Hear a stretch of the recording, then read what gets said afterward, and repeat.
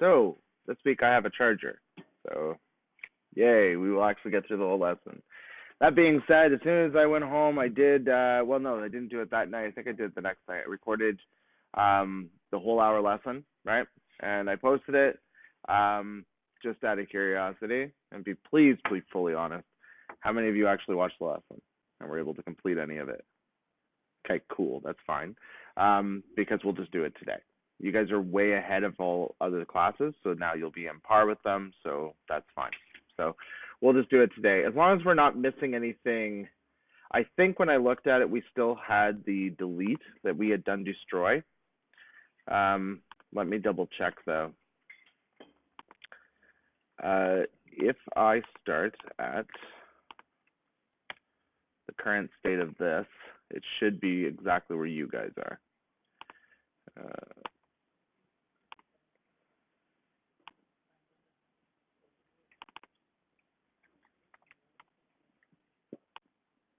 So I'll just replace I'll change this to after recording. Better answer that.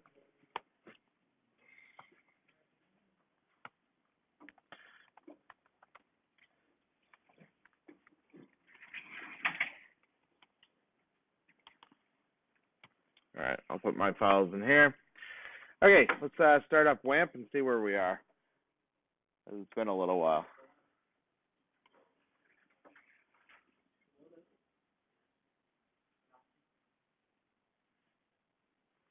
Once WAMP boots up, just go ahead to the local host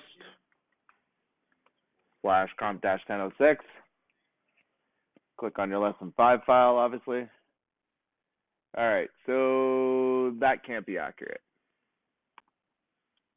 Oh, we have a post thing, but no post. Do you guys have this blog link on yours? No, you don't, do you? Do you have a blog link?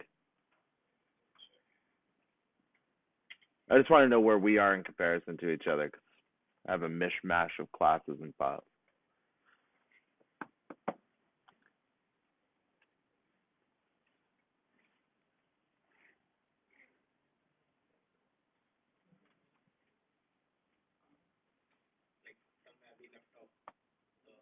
Not last week, but the week before. Yeah. You don't have the blog thing? The blog link is here, but it goes nowhere, right? It goes to a 404, but you don't have a blog link? Okay. So we will catch you up. Oh, okay. So if you click on blog, does it go somewhere for you? No, it's still a 404? Okay, let's start there then. That's fine. And you got that download from the, I think I put up starter files a couple of weeks ago. Yeah. So if everybody grabs those starter files, that's actually a good place to start. Just grab the starter files, then we're all at the same spot. There's no new stuff there. The only thing I do need to know, though, from you guys is whether or not, did we not do edit and destroy in this class? We totally did edit and destroy, right? Did we just not do a link for it? So we don't have destroy, but we have edit. No links or anything. Okay. That sucks a little bit. All right, we're gonna have to kind of do a little bit more motoring through this lesson then. So we're not going to type out any HTML. We're just going to copy and paste HTML directly from the lesson plan, because then it will go much faster. We will type out all the PHP that we need, okay? But we're not going to type out any HTML, which should be okay because you guys already had an HTML course. So hopefully you're okay with that. I've created the lesson plans. I bought a domain, and I put the lesson plans under a domain, and it's actually real easy to get to. It's scm.education. So the domain name is scm.education. And if you go there, that's where the lesson plans are now. So I'll write it on the board so you can see it. It's scm.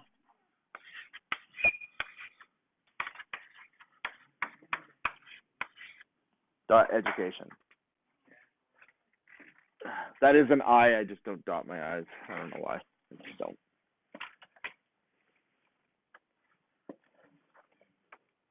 I am so lazy, actually.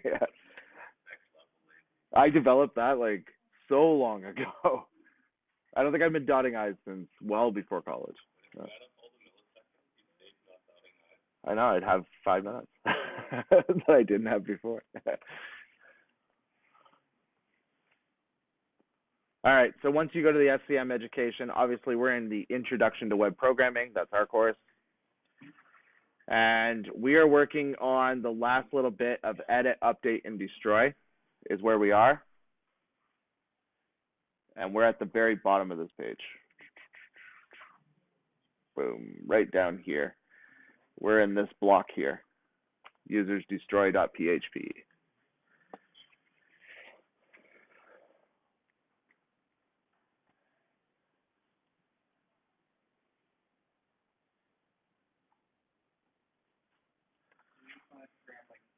No, don't grab anything yet.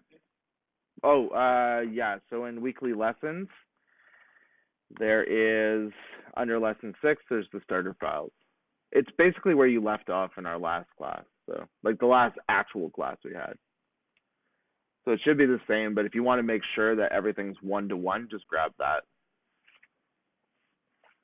All right, go ahead and open up the IDE in your project, or sorry, this project that we've been working on in your IDE. You can find the directory by clicking on the W and going to www directory and going to the comp 1006 folder. Navigate to your lesson 5. Sorry, you don't want to do that. And then go ahead and pull that into your IDE. We've done it so many times, I'm not going to walk you through the whole step. I'm just going to open it my way.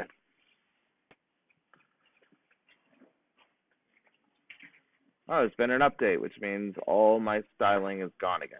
Yeah.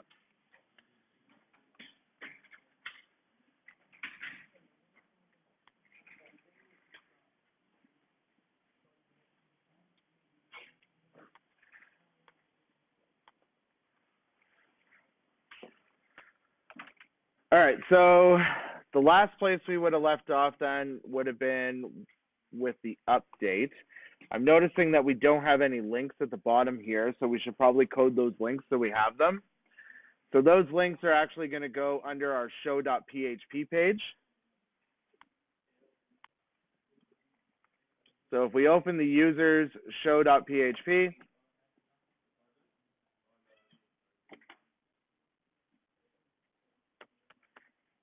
open users show.php, and scroll down to where we have the table here. And we're going to use the code folding that's built into our IDE. If you just hover over to the left side next to line 47, you'll see the arrow there, and you can press the arrow and it will collapse the table. That's called code folding. It's built into the IDE itself. It doesn't remove your code or do anything to the code. It's just visual. And then we're going to write some links under here, but we're just going to put them in a block element. It doesn't really matter the block element. I'm just going to use a paragraph tag because it's nice and easy. We'll write the one link, and then we'll literally just duplicate it so that it creates the second link. So we're going to create an A tag, and this is going to be called edit. Will be the name of my A tag. So that's the label, obviously, that you give your anchor link.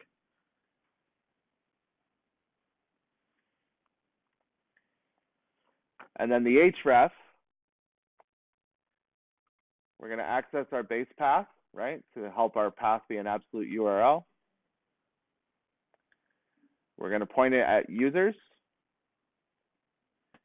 edit.php, and then we're going to give it a query parameter, and we signify that we're doing that by putting in a question mark, then the key we want to use, which will just be ID, and then we make that equal to a value, but our value will be dynamically generated.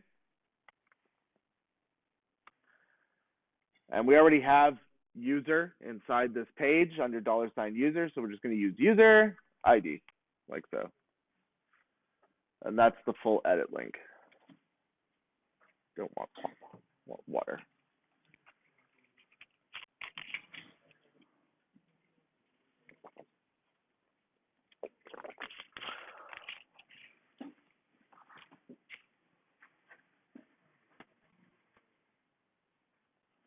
So we're going to do one extra thing just so it kind of looks like the other classes. I'm actually going to put edit on the next line and nest it in like so. And then just before edit, I'm going to create like a little icon. So we have Font Awesome actually included.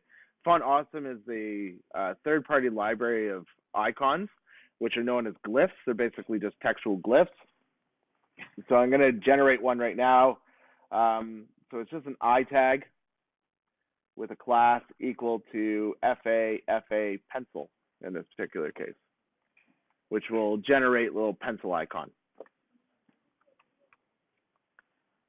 So just these 4 lines are what you're typing out right now.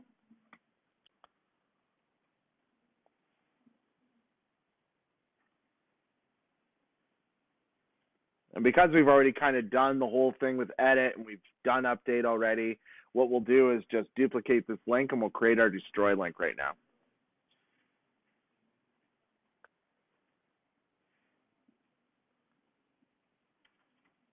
So once you have that written, I'm going to hit enter, create a pipe character, hit enter one more time. I'm going to copy this. So Control C, Control V. It's almost exactly the same except for it's going to point to destroy.php. Instead of being a pencil, it's going to be a trash can. And instead of edit, it's going to be delete. We're going to add one more feature to that link too, actually. We're going to add a very tiny little bit of JavaScript, but don't get scared. It's super easy. Super, super easy.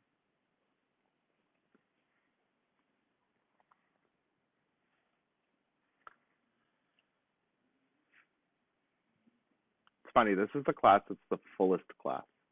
Always. Well, it's the fullest before the first break. After the first break, about happy you leave. But up to that point, you guys are the fullest class for the week. Monday, I have 8 students that show every single week. Tuesday, about 15. You guys, is like almost 30 of you here. It's pretty crazy. Or I'm bad at math, one of the two. All right, so we have our edit button. We have our destroy button. Anybody still typing that out just before I change up anything? Okay. So we're going to add something called an inline HTML event. So in JavaScript, JavaScript is an event-driven language. Basically what that means is it detects things like the user clicking or hovering and stuff like that. And you can actually write functions that get triggered when the user does something like interact with an element. We're going to write a very simple version of that in this. We're going to do an on-click event, which basically when the user clicks on the anchor link, instead of it just navigating off, we're going to ask them to confirm that that's what they want to do. If it is, then we'll let them go to the next page and it will destroy whatever this content is. If they cancel, though, it actually cancels out the default operation of the link as well and makes it not continue on. So it just stops cold turkey where it is. So it's not hard to write. Basically, the events, there's a whole bunch of them that are built into HTML. This attribute is on click. And it's just a regular attribute, just like any other attribute you've written before.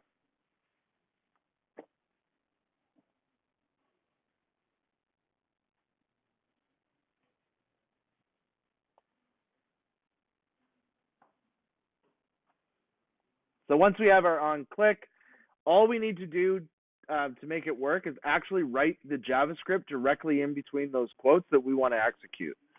So we're going to return the value of this built-in JavaScript function called confirm.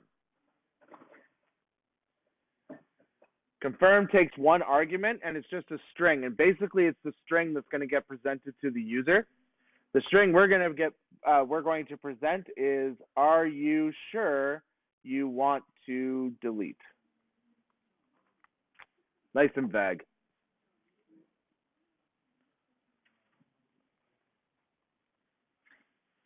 Make sure you use single quotes, right? Because you're inside something with double quotes. So use single quotes on the inside so you don't wind up with a conflict. Otherwise, you'll wind up quoting out and you'll have to go back in again and it'll be a real pain in the butt.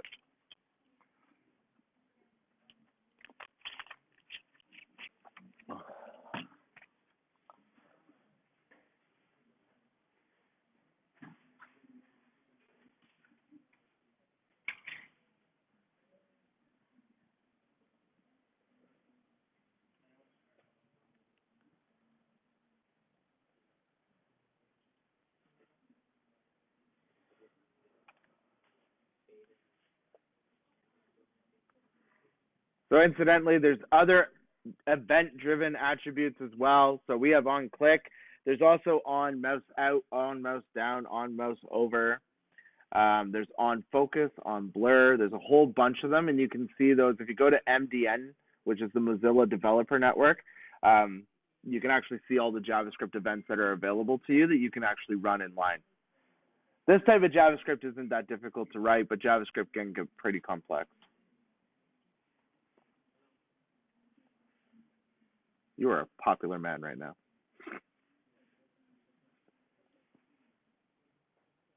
Just all the ladies be calling. All right. Is anybody still typing that out? No? Let's go take a look and see what it's doing. So if we refresh, we will now have an edit button and a delete button on our show page. Edit should take you to edit. If it doesn't, double check your link. Make sure you're not missing something.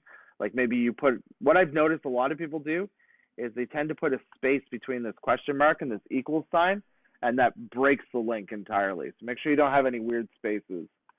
So anyways, you should have those two links. I'm going to go back. There's my links. If you click the delete button, it will pop up this little alert box that's built into your browser, and the alert box is going to ask you, are you sure you want to delete? If you do, you click OK, and it will navigate to the next page. But if you click cancel, it actually cancels the whole link operation. So the idea of navigating with the anchor link just stops. It just becomes this confirmation, and that's it. But if you hit delete and you hit OK, it's going to navigate to our destroy page, which will get a 404 because we haven't created the thing yet. So that means it's working. If you get the 404, it's definitely a working page. Cool. Any questions about those links? No? All right. Let's do the destroy. If I can stop opening things on my Mac. Let's do destroy. So we're going to open up our side panel here, our sidebar. Under users, we're going to create our last and final page, which is destroy.php. Once destroy is done, that is literally crudding and total resource, right? Take the fact that let me stop having a stroke and use some vowels. Take the fact that users is a resource, right? Yes, it's called user, just ignore that. It doesn't matter if it was users, items, products, whatever, the concept is still the same. Remove all the authentication side of it. Don't even pay attention to the authentication side. User is just a resource. It's just a set of rows in the database under the users table. This is no different than any type of CRUD that you're going to do. So if you apply, like say you're making products, right? It's the same steps, the same 7 files. You're never going to have a different set of files. You'll always have these 8 files because we put form out on its own thing. But you will always have those 7 operations regardless. You'll always have an index file pulling back all of the resource. You'll have a show file basically pulling back one individual resource. You will have a create, otherwise you can't create anything. So you'll have a new and a create, and you'll have an edit and an update, and you'll have destroy. You'll always have those 7 operations. You may not put them into 7 individual files though, because I've noticed actually some people have asked me for help, and they found in the dark recesses of the web the old way to do PHP, which is where we send the form back to itself and then we process in the same file. So you may do that. That's not good practice, just to let you know, but that is a doable thing. But the idea of create, read, update, delete, you will always be doing. Every time you're doing a web-based application, you will be doing create, read, update, and delete. It's just inevitable. So destroy is our last piece. That's it. So let's do our destroy. Let me go back a lesson just because I've been winging this one, mostly because what I have written doesn't really work for me. It's a little too prototypal. Did I just lose the internet? Yeah, that definitely looks like I lost the internet. Today, Junior. All right, forget it. Let's just wing it. Did somebody say no? We'll be okay. Calm down. I mean, some of this should be old hat, right? We always have to include that one file that we've been literally including at the top of every single page we've created so far. We're going to include our or sorry, just two dots. Don't write the third one. Underscore config dot php, right? Because that comes with our base path, our root path, all of our helpers that we've been using. Everything we need comes inside that file. My God, I feel like I'm talking over top of somebody else. Can you guys at the back just like dodge out? There's no point in sticking around if you're just going to talk over top of me, okay? Don't talk over top of me. Thanks. All right, so we're going to include this config file. Next thing we're going to do is the way we get our data to know which user we're going to destroy is through this query parameter, right? And we talked about query parameters before. So we have this ID key, right? So what superglobal does that information wind up getting written to? So we've talked about several different superglobals. We talked about session was one of them, right? There's two others. Get, exactly. That's the get superglobal. So we can access that data from the get superglobal. So first thing we want to do is we want to retrieve the user. No, you know what? Let's deal with who's actually allowed to destroy and for what reason they're allowed to destroy. So first, if you're not authenticated, right, we're going to redirect you to home.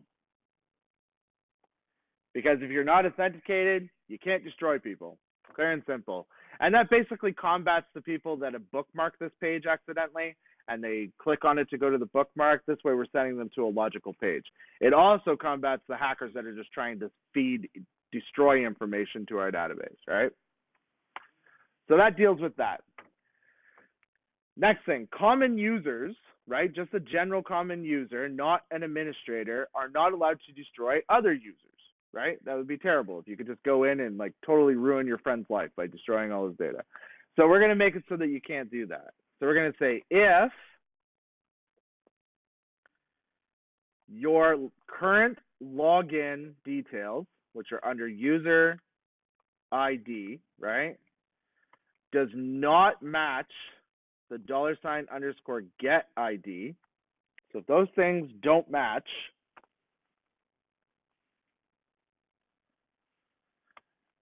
and you're not an admin, right? Because admins are allowed to destroy other people. However, a general user is not allowed to destroy a user other than themselves. Okay? Then we're going to, again, just redirect you to the base path. And we're not even giving these people information. We're just literally redirecting them to the base path. Because in order to do either of these operations, you either had to go to the URL directly by typing it in, or you had to hack the URL to get there. So both of that means that's not the default way we navigate through our application. So I'm not going to support them or give them any friendly messages or anything because they're doing something wrong and they're doing it intentionally. The last step, this is the total last step. I don't want administrators to be able to delete themselves, right? You're logged in. You're supposed to be administrating. You can't quit. You're not allowed. So we're going to make it so they can't delete themselves. So this is going to be a little trickier. And these guys we will give a message to. We're basically going to say if you're an admin, okay? So if you're an administrator and your session user ID matches the past get ID, then we're going to create a session flash message. Success. And we're going to write no kamikaze. English is hard. No kamikaze.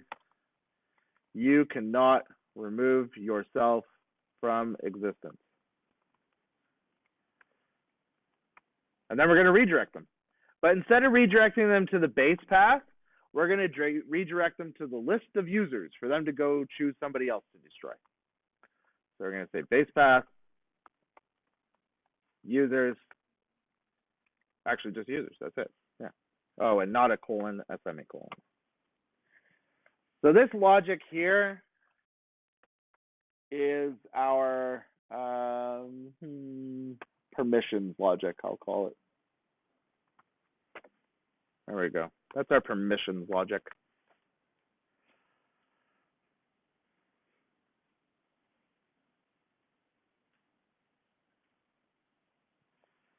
Then we're ready to destroy the person, right? So destroy user. Because that kind of handles all of the issues that we may have, takes care of everything for us. Now we're going to destroy the user. We're not even going to go to the extent to sanitize the get ID because when we pass it as a bound param, it gets casted anyways.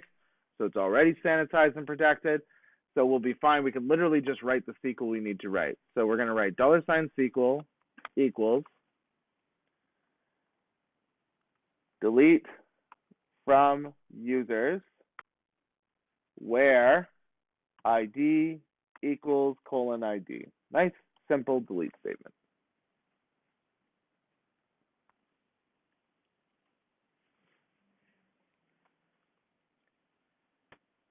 Then, of course, we're going to prepare it and store it in a statement. So statement equals $con prepare. And we're missing something. What are we missing? I don't know why I always seem to forget this. We are missing our very important connection. Kind of hard to delete stuff from the database if you don't have the connection to do it with. And we need that con variable, so we'll make it equal to our connect function. So, out of curiosity, how many of you have ASP.NET this semester? All of you, right? Did you guys just this week, start doing web stuff in it? Yeah, okay. Have you guys loaded your WAMP server since then? Okay, so it's going to be interesting. I have one student who loaded their WAMP server, and their WAMP server no longer works because the so Visual Studio, right, comes with an IIS server, which is like Microsoft's server. It loads up on port 80 and takes our local host. When you close Visual Studio, the stupid server doesn't close. It runs in the background as a service. When we load up WAMP, it's very possible that WAMP won't get the connection it needs because Apache can't create that connection. And so it might totally fail and die. I also think that, did you guys do database stuff? Cool.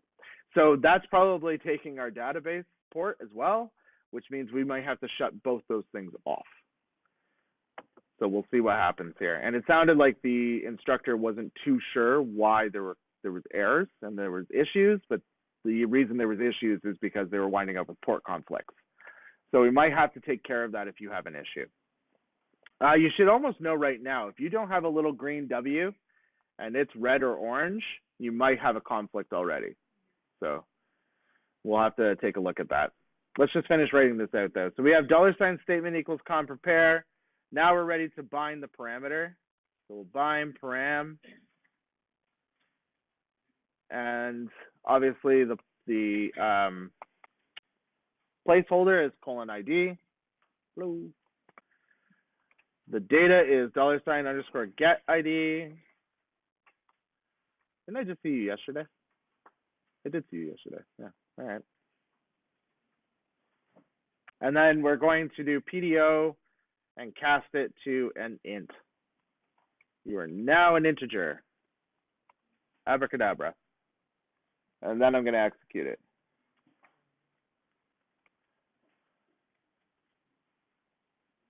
And I'm going to scroll this up a little bit. Now, I don't care if the execute worked.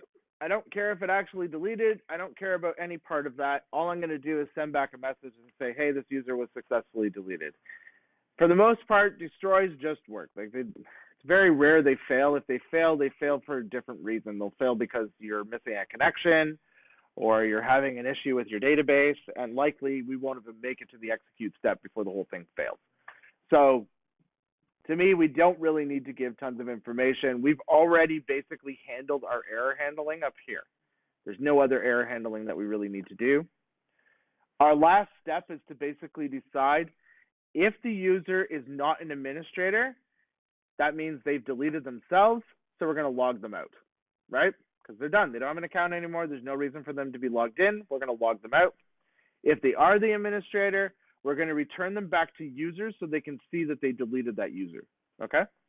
So simple, if not admin, all right? So if you're not the administrator, we'll define the session / message success equals you have successfully deleted this user. And then we'll redirect. Sorry, no, we won't redirect. We will unset $_session user, which essentially is the same logic we do in logout because it will log them out. And then we'll redirect them to the home page. Now, you know what we could do actually? Come to think of it. We could actually, instead of unsetting the session user here, we could take advantage of our logout logic and just redirect them directly to the logout page entirely. Because if we redirect them to the logout page will kick in, it will unset the session, it will do all the type of check that needs to happen, and the user will get logged out. So you can do either or, right? If this is easier to understand, leave it as this. If you understand what would happen if you redirect them to the logout, make it a little difficult and redirect them to logout instead. Otherwise, our else statement, $_session / success equals you have successfully deleted this user. And I'm going to modify the success message for when they delete themselves. You have terminated your own existence. Goodbye. There. So they get a bit of a different one. And I spelled existence wrong up here. It's with an E, I think. Existence, yeah.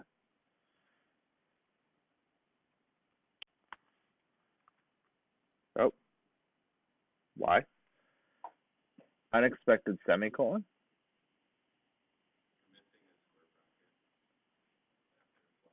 Oh, yeah, you're right.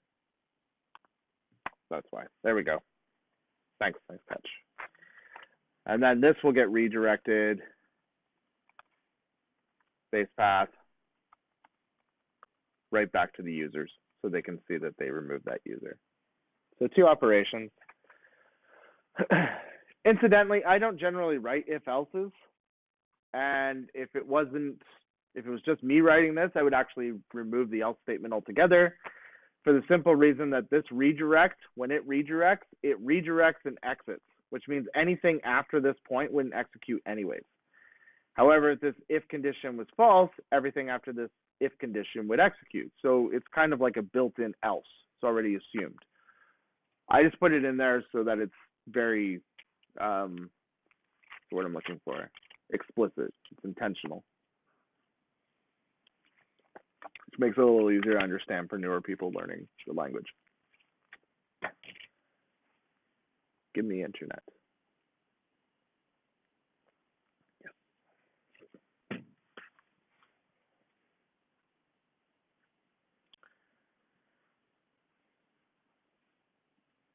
So that will give us our destroy and allow us to be able to destroy the user, okay? So we have edit, we have destroy. As long as this works, we're good. Anybody still typing it out? No? All right, let's go test it out. So we'll go back a button. So if you're logged in as an administrator, click on your profile, right? If you're logged in as an administrator, don't do this if you're not logged in as an administrator. You'll know you're an administrator because you'll have a users. If you don't have a users, you're not logged in as an admin. Or you can just watch me do this. So if I click delete, admins are not allowed to delete themselves, so I should get back an error message. So I'll click delete. Yes, I'm sure. That looks like a success message, and it redirected me back to here, but I bet you I still exist. Yeah, that was because I wrote success instead of danger. Let's go up here, and let's change this flash message from success to danger, so it doesn't look like a positive thing. So it's on around about line 10. Your kamikaze statement should be a danger, not a success.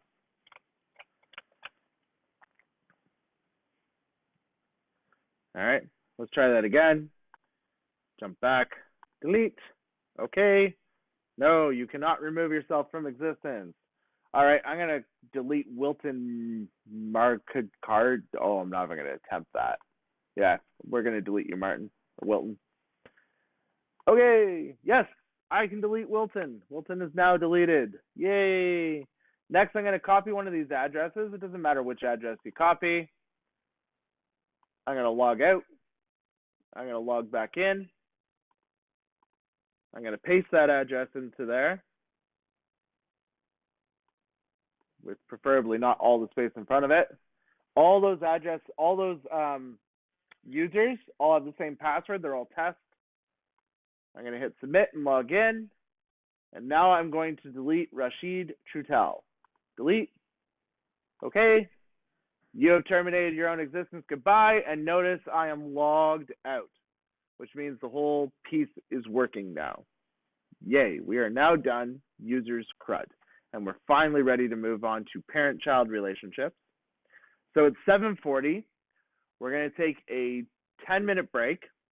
And if your application is not working, that's okay, because I'm going to capture this and put it up on Blackboard. And when we come back, we'll just pull it down and start from there, okay?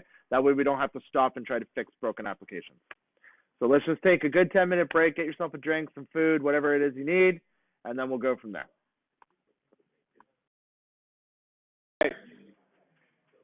So up to this point, we've been working with a singular resource. We've been working with users and just users on their own.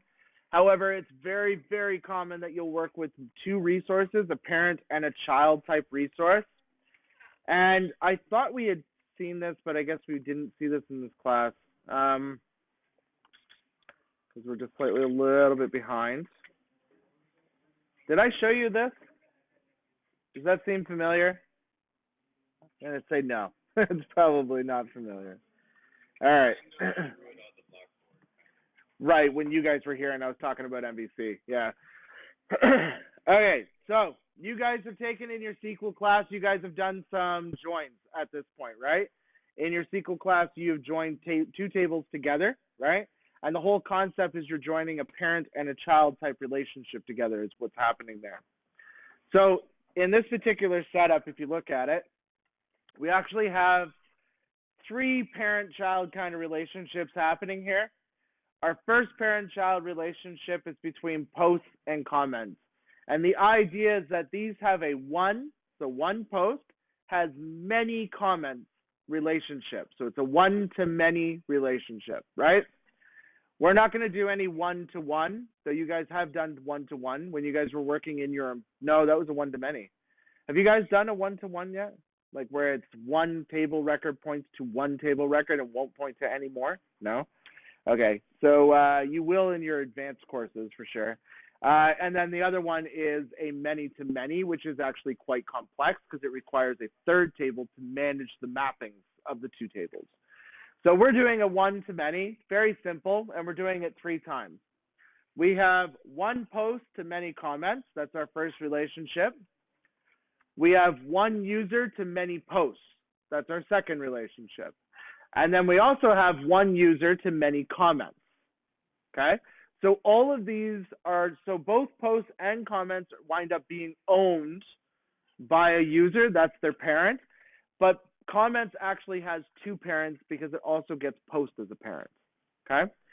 Because of that, and because we want these relationships to be in our database, we also want to create constraints. What a constraint does is it prohibits a parent from being deleted without first deleting the children. And the reason why that is because without the parent, the child is now orphaned, right? It's just data that's sitting there in your database and has no connection to anything, which is bad because that's bad database integrity. So we create foreign key constraints, which are basically like, I don't know, data babysitters is basically what they are, because they stop you from deleting something when you shouldn't, right? they basically say, no, you need to go back and remove all of the children before you delete this particular record, right?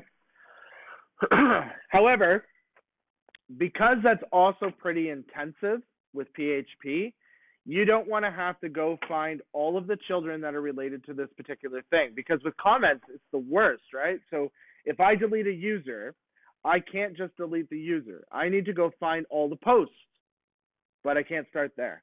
I have to actually start at the comments related to each and every single post that is related to each and every single related to the user I want to delete, and then I have to go delete all the comments related to that user as well before I can remove the user. And I'm sure you're like, there's got to be a simpler way. There has to be a much simpler way, and there is. It's called on-delete cascade. And what that will do is when we remove our user, it will actually cascade, find all the children, remove them, and then remove the user when we're done. So on-delete cascade is a super important part of our process. So we need to change our database.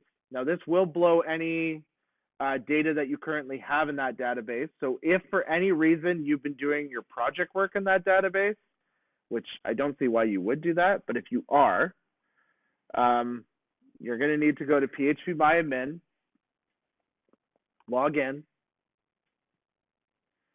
click on the comp1006 database, click on export,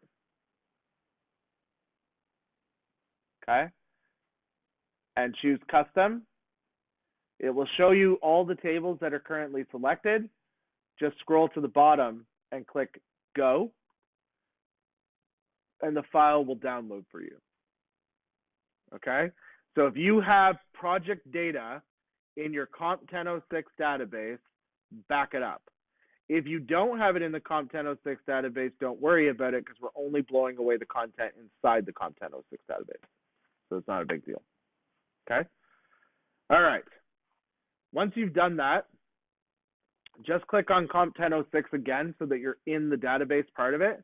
And we're going to navigate back to our, whatever this thing's called, Blackboard. We're going to navigate to Blackboard. Give me 1 second. I just want to delete everything inside this folder here. There we go. And I have this new SQL posts and comments link. That's the SQL file. So go ahead and download that. That will download the new SQL we need. Okay. You will find that in your downloads folder. It'll be comp_1006. Just, you might have multiple comp1006 in your downloads folder that you haven't removed. Just check the date modified. It should be today. Should be the 27th. Okay. Click on that file. Copy it.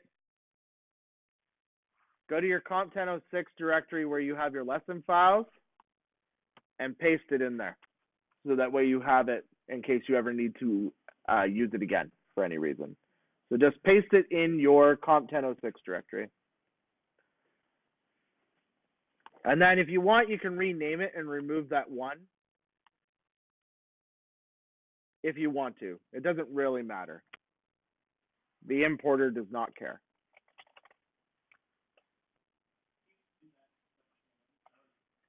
Yep, no worries.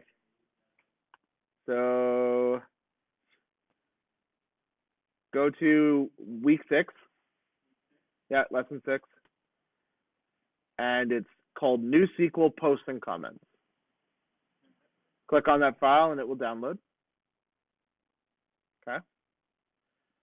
Go to your downloads directory where that file is. And then all I did was copy it. So I'm copying it. And then I went to my comp1006 directory where all of our lesson files are. And I pasted it in there.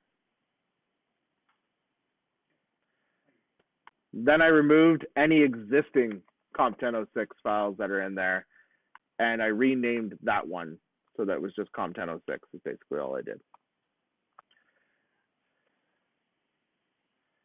So next step is I want to import it into our database.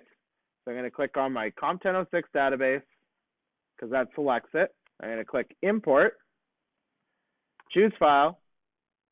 navigate to my comp1006 directory or downloads, either one works. Click on your comp1006 file, okay? And click open. So I'll walk you through that again. Click the comp1006 database, click import, click choose file. Navigate to your comp1006 folder that we're currently distributing to Apache. If you forget where it is, shame on you, because we've done it so many times that you should not forget. You can find it by clicking on the W, and the W has a www directory. If you click on that, that will give you the address of where it is. Click on the comp1006.sql file and click open. Don't bother changing anything. Scroll to the very bottom and click go. Okay, so you're clicking go. It'll go through and do everything it needs. And then you'll see a whole whack of SQL things that have executed.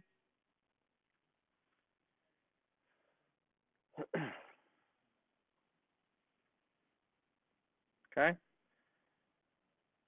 So what I have done with this, I've done two things that you likely haven't done in your SQL class. One, I changed the engine that the table is using for its MySQL. When we set this up, we were using MySAM, which is a type of database engine for MySQL. The problem with MySAM is it doesn't support foreign key constraints. If you want foreign keys, you have to use InnoDB, okay? However, if you ever decide you want to store JSON data and be able to query it, you have to use MySAM. You don't get the best of both worlds. If you want the best of both worlds, don't use MySQL. Use Postgres, and you'll be fine. Anyways, so we're using InnoDB because we need to be able to have foreign key relationships, which is totally fine. We're all set up and ready to go. If you navigate back to your application and you click refresh, nothing's going to change. If you log in, you now have two new default logins. For the administrator, it's admin@test.com. And for a general user, it's general@test.com. Both of them have the same password, it's just test. So I've seeded you two users. You should get that you successfully logged in.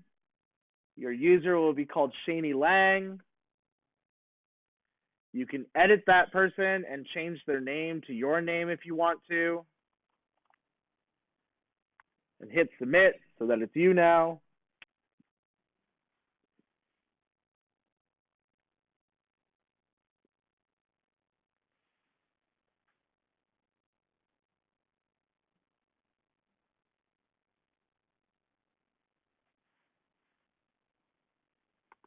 If you want to make sure that your application looks exactly like mine does, I did post just before the break where we ended off.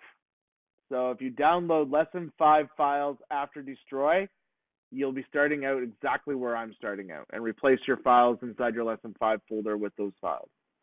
Okay? Cool.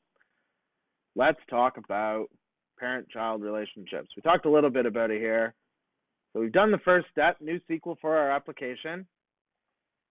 We're going to basically create the view for all of our posts in a very quick, hopefully speedy manner. So basically, we're going to create the index view, the same type of index view that we created for users, right? So when we created the index view for users, that showed all of our users. So what's index view for posts going to do? Same thing. Show all of our posts, right? Not users, obviously.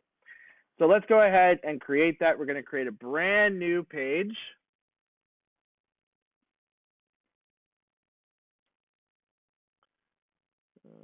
Need this thing here. Cool. We're going to create a brand new page. Actually, we're going to create a brand new folder. So click off in the nether here. Choose new folder and call it posts. So that's the name of our resource that we're going to be working with, is the post resource. Once you've created the folder post, right click on it, choose new file, and call it index.php.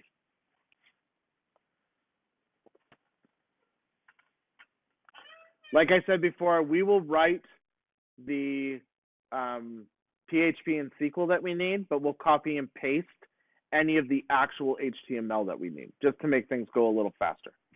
Otherwise, we'll spend all night writing HTML.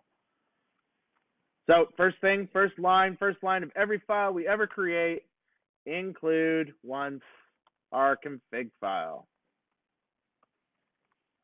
Underscore config. Make sure you're writing that underscore. It seems to be the one thing that hiccups most people.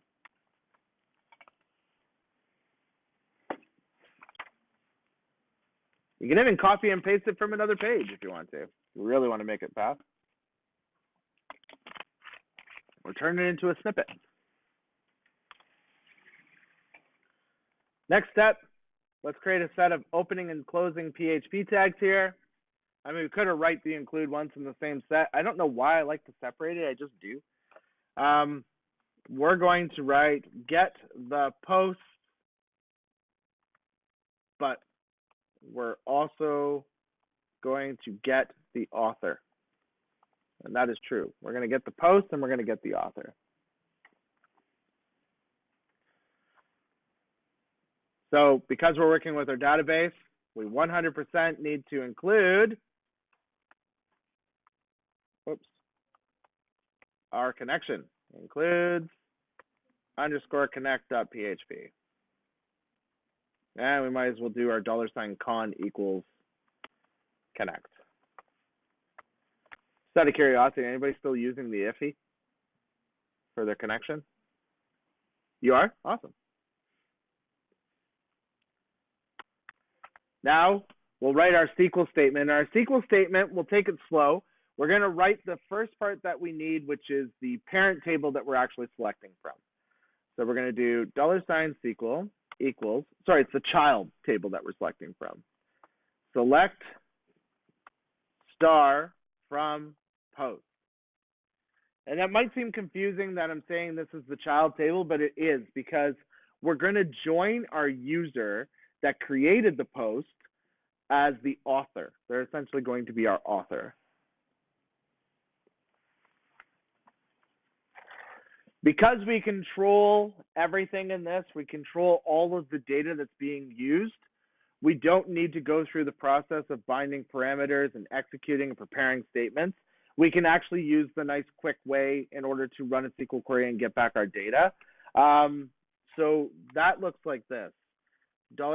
$post equals $con, skinny arrow, query, and then we pass it the SQL statement, and fetch all. This is known as chaining, where we call one method, and then with whatever this method returns, we call the next method. This is supported in almost every programming language, and somebody who does Java confirmed it a couple weeks ago that this also is supported in Java as well, chaining. Not with skinny arrows, though. You use dots, and because it's a dot syntax. Skinny arrows in this language and in, I think it's dots in C++. Maybe it's skinny arrows. I forget. It's been so long since I wrote it. All right, so we can actually go see our post, right? So let's do a var dump so we can actually see the posts themselves. And save it.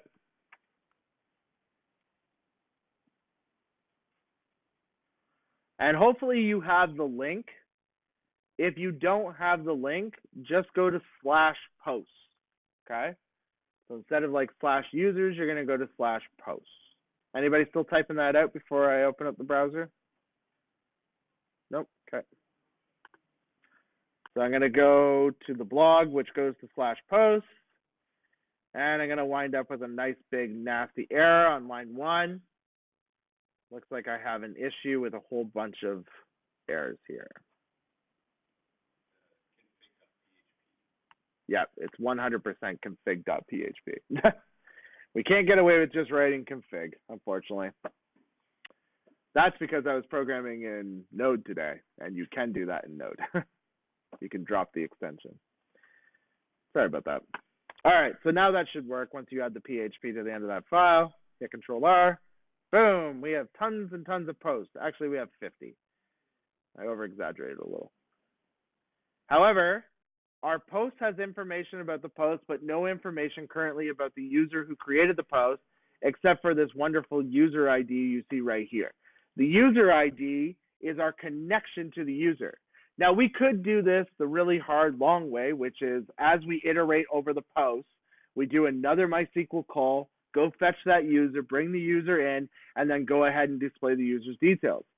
The problem is n times n number of queries, because you're literally, for every post that you're iterating through, you need to do another call for a user, which means we're going to wind up with 50 posts and 50 calls for users. That's ridiculous. There's no reason to do that. What we can do instead is just create a join, which is where we essentially merge the post table with the users table, and the data that relates to each post will immediately, from the users table, will be immediately merged in. So that's what we're going to do now. We're going to modify our SQL statement. And I'm going to write it on the next line just to make it a little simpler to read. We're going to join users on posts dot user underscore ID being equal to users dot ID. So the way this works is posts that you see there, this is the table, right? And then this is the column in the table that we want to connect with. And basically this whole line here is the condition. We're saying if users.id is equal to post.userid, then go ahead and join that user. So it kind of reads backwards. You probably started to notice that with programming. A lot of programming tends to read a little bit backwards. It reads from right to left. But that's basically what's happening. As long as that condition is okay, we are going to join that user to that post.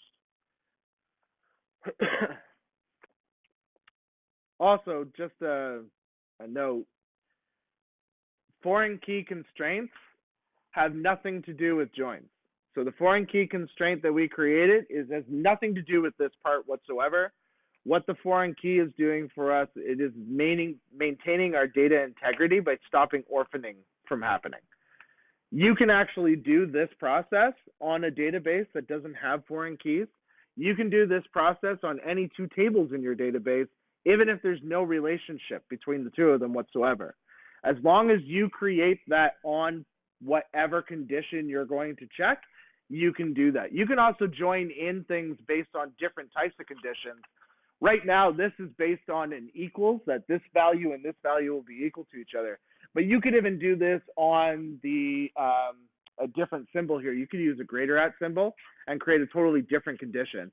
You could even pull in a whole brand new select statement in here and make the result of select statement basically control what users you get back. So you can get pretty complex with SQL in general. All right, cool. So that's going to bring back all our users. If you save that, it immediately will be applied. So just jump back over to your browser, hit Control R, and you'll see your users. However, hopefully you notice something about that structure. We actually have a problem in that structure. So PHP is trying to do us a favor, and it creates an associative array on top of the index array, basically. So you wind up with this kind of like double value thing happening, where you have an ID column, that's the key from the associative array, but then you also get 0, right? So if you were to reference the field by 0, you'll get back 1. But if you were to do it by the ID column, you'll get back 26. These values should be identical, not different. The reason why they're different is because when we pull in another table, it creates a merge. It's like a direct merge between the two tables. Any fields in the starting table will be overwritten if the field name is the same in the other table. So because both tables contain an ID field, both tables contain a created at field, and both tables have an updated at field, the post ID field gets overwritten by the user's ID. The post created at and updated at are getting overwritten by the user's updated at and created at. So what we can do to correct that, because we need the post ID, We already have the user ID anyways from the post table because we had it as a child there. So the way we can fix that is we have select star from post. We're going to move from down to the next line because we're going to add a bit more to our select statement here. We're going to put a comma, and we're going to say select also post.id, and we're going to give it an alias as ID. So what will happen is the merge will occur, the users table will take over whatever fields match, but then our aliases will start kicking in, and our aliases take precedence over whatever happens in the merge, which means the ID field will again be overwritten by the proper data that we want in there, which is the post ID. Then we can also do post.updatedAt, because I want the updated at field as basically the date that our blog was posted, as updated at. So now if you wanted the user's updated at field, then you would have to alias it as well, unfortunately.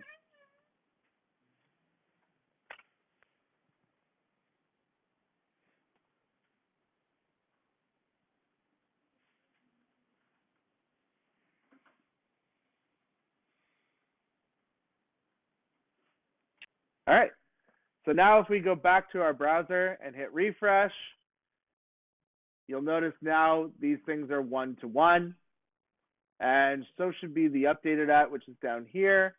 It is one-to-one, right? Which is what we want. So everything is good. I'm happy. You should be happy too. Awesome. So that's it. We have all of our posts. Our next step is to actually write our HTML. However, we're going to include our header and our footer like we've done on every other view page. So you can either copy and paste that from another view page if you want, or you can write it in. Totally up to you. Because they're the same anyways, I'll just write it in. Partials underscore header.php. And maybe I'll put that in an include statement. My God, it's been a long day. Include once.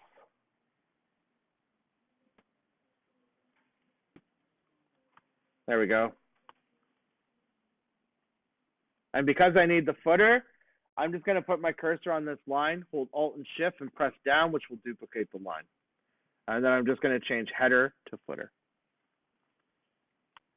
So now I've got my two lines.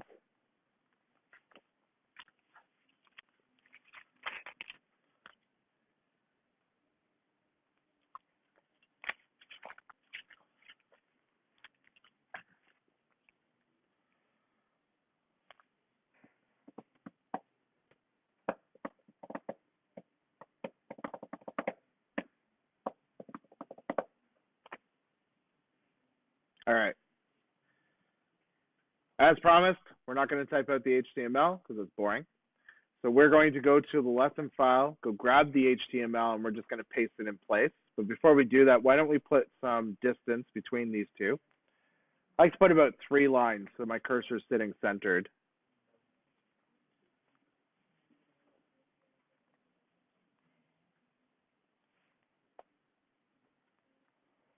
So if you go to the scm.education, as I said before, so scm.education, which I've written on the board here, you'll find our lesson files.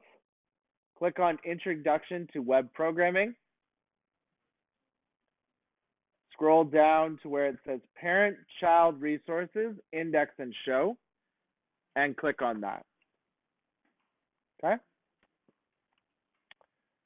If we scroll down to the show page right here, so you'll find this under postindex.php,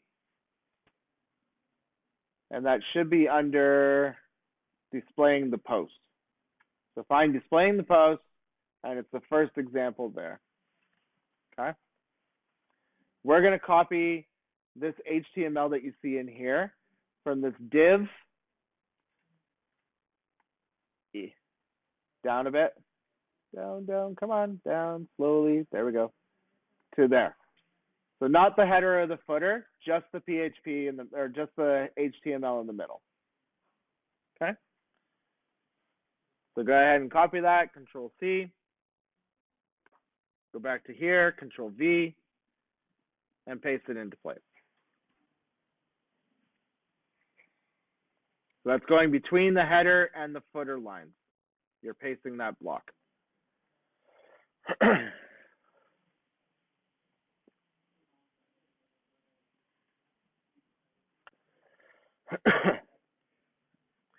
So this PHP, if it does seem unfamiliar, this PHP we have used countless times before. What does for each do? Can anybody tell me what for each does? That's right, it's a loop. Sorry? Yep. That's right. I know what you're saying. It iterates through the loop. It takes each item from the loop as it goes through the iteration and passes it into the variable you defined on this right-hand side here, post.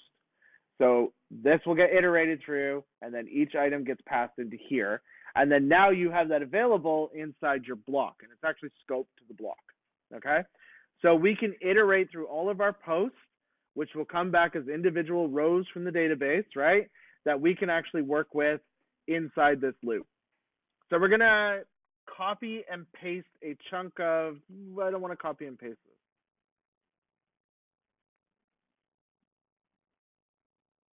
I do, but I want you guys to write out the actual PHP. I'm going to do this. I'm going to type this out. I'm going to copy and paste it into our Slack channel, and then you guys can copy out the template and paste it into your project. All right? Just because, or you can try to follow along if you want to follow along quickly, but I'll copy and paste it as well. It's just because we have a lot of actual HTML here. So if you're using VS Code has something built in called Emmet. Emmet is super cool because it allows you to write HTML very, very quickly. Like, for example, instead of writing a div, divs are already implied. If I have a class on that div, all I need to do is write the class name using a dot and the name of the class. And then if there's more than one class, I can write the second class directly after it, like so. And if there's nothing else to write, I just hit tab, and it auto-creates the div with the two classes built into the div, which makes things a little quicker. So I'm also going to do the next one, which is .mr-4. And then we're going to have an image tag. And the image tag is going to just have a placeholder image in it. Don't feel like you have to write this. I'm going to copy and paste it and put it into Slack anyways. And then we'll write all the HTML together.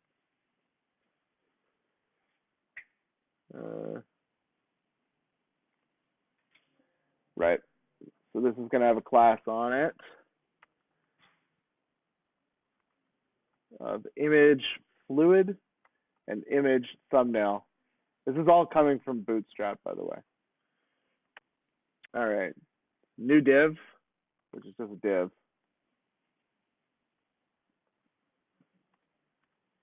Don't know why I used a container div, actually.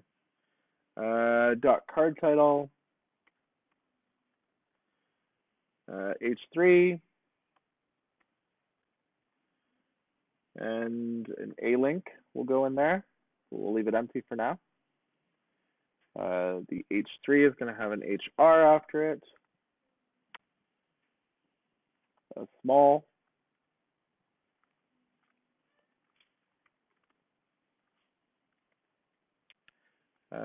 Nope, that's it for that.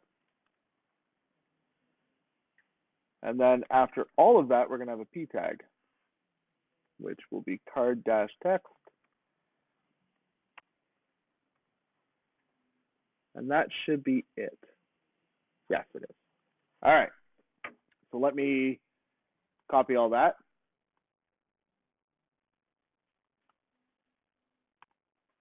I'll put it into Slack here.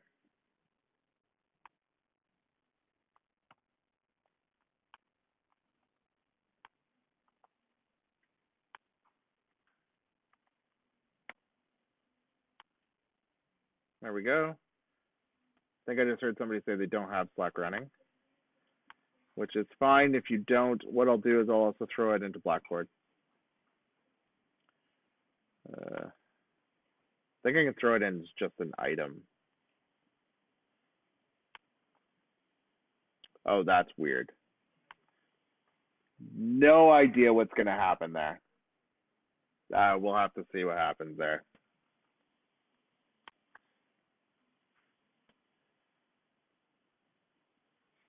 That's holy garbage. All right. Good job, Blackboard. You failed. Maybe I can be cheeky here. And I can just select this stuff in here. Oh, jeez. And then come out here and paste it in here. No, you see it's color coding it.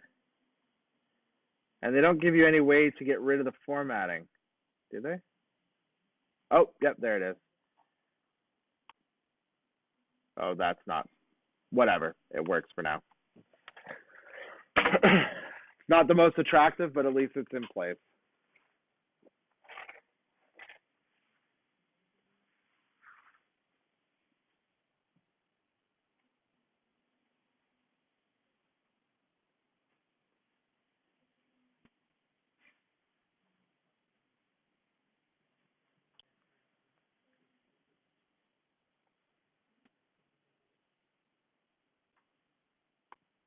All right, so copy and paste that between the for each loops. Okay.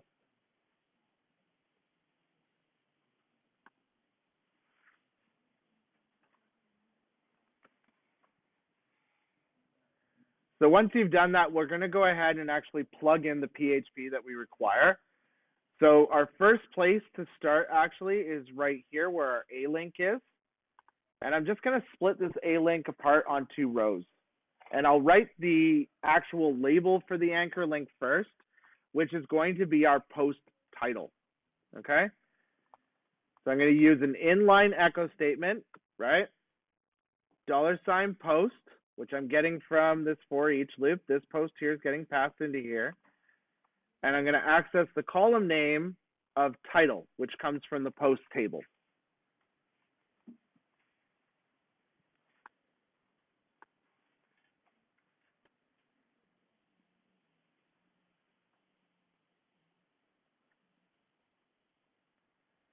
So after we're done that, I want to create a link to a show page for my post, so that way I can get to the show page, because we're only going to show a small amount of the post. We're not going to show the entire post. We're just going to show a subset of it, a preview essentially. So our link will be an inline echo statement like usual with the base path. So that way it starts as a absolute path. It's going to point to posts, and a lot of this is going to seem very familiar because we did the same thing for users. Show.php !ID equals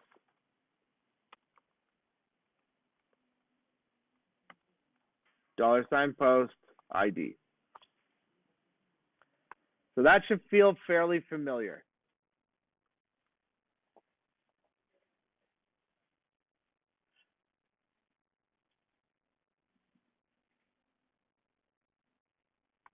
So you're right in this line here.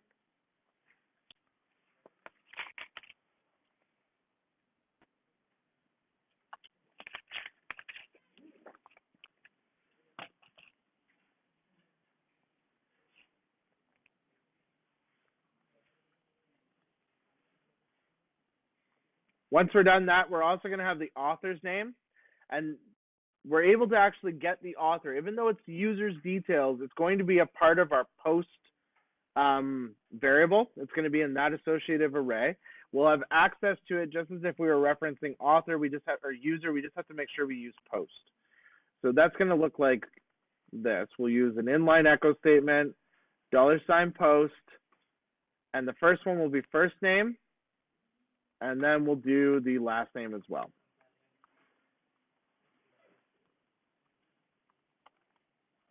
like so. Actually, maybe I'll move that down a line and tab it in.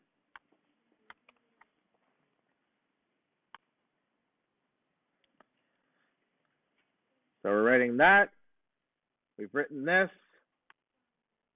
And we wrote this. So those 3 lines are what we're currently working with.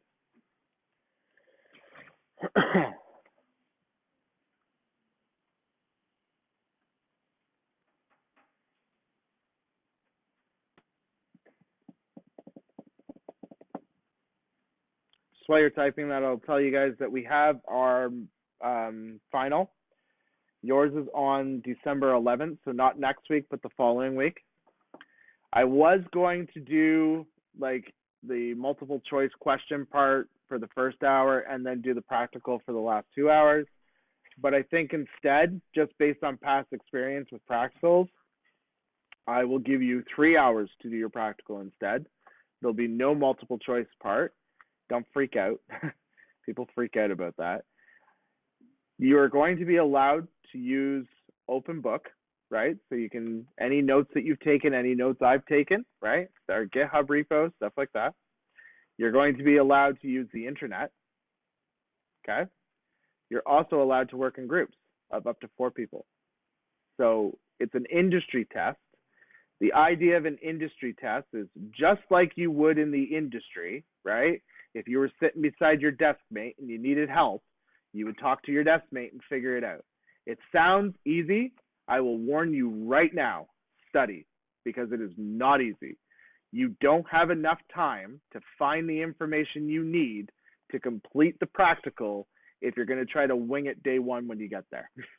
You just won't make it, okay?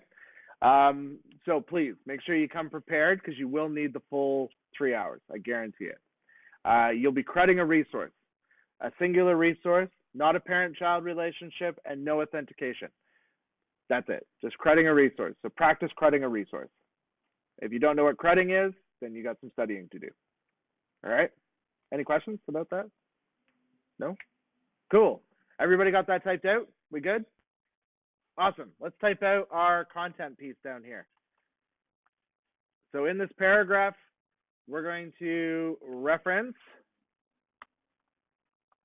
and echo out our content.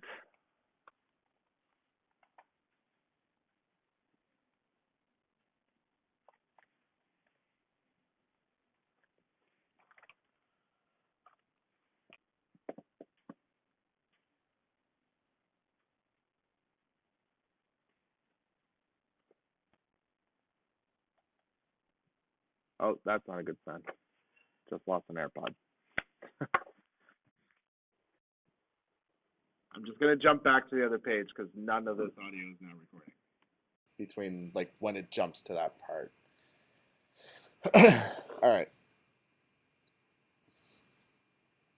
Okay, so go ahead and save that. Anybody still typing that out? Or are we good to move over to the browser? Yeah? All right, cool. Jump over to the browser, go to the page, hit refresh, and you should see a big picture with the title and the text. And then you'll see the next one underneath it, and so on and so forth. And it keeps going like that. It is supposed to be, like these 2 pieces are supposed to be beside here, but I realized afterwards that I missed a surrounding div. So we'll just have to lump it for now. All right, so one of the issues I have right off the bat is this is the whole blog post. I don't want to show the whole blog post. I only want to show a preview of the blog post. Not so bad when it's a singular paragraph, but when you start dealing with blog posts, that are 700 plus words, it's going to be obnoxious when you go to this page and literally the whole blog post is right on the page, right? So instead, we want to show a preview, gives the user a chance to just kind of see what the blog post is about and decide whether or not they want to read it. So to do that, we're going to use a built-in PHP function that we can write right in here in our echo statement called substring. So it's just substr, and that's a method that will wrap around this content. Its first argument is the string you want to modify. The second argument is the character you want to start at. So incidentally, I'm not sure if you guys knew this, but strings are not actually a native data type. Strings are technically a character array in most languages. So really what a string is it's an array, and each element of the array is an individual character, and the thing's called a character array, right? So because of that, we have to tell substring that we want to start at the beginning of our string, which is not character 1. What would it be? It's 0, exactly. Because it's an array, it starts at 0. So we have to say 0. And then you can choose how long you want it to be. I've been using 200, which is 200 characters in. And in all honesty, you probably would not do this in a production environment where you actually have a product that's live. You would do some better logic to basically establish where the sentence ends, and then truncate it at that ending sentence point, and then truncate all the words after that. Or even better, create a summary field in your database so they can create a summary of it and display the summary. That would make more sense. All right, so that's it. That'll basically truncate our string after the 200 character mark. There's no speed benefits here, though. We're not gaining any efficiency because we still loaded all that into memory. It's still sitting there in memory. So if I jump back over to here and hit refresh, now it's truncated, and now we've got part of a word here and nothing else. So we'll add one more link. After that, we're going to add the and helip, which is an HTML character code that creates the 3 dots. You could just write the 3 dots if you want to. You don't need to write the and helip. The reason why you write and helip is it actually has semantic meaning in HTML. And then underneath, we're going to create a link, but we're going to be very, very lazy. We're going to scroll up, and we're going to copy this link here that we wrote for our title. So just copy it, scroll back down, paste it, just shift tab that stuff back, and then change the title to read more.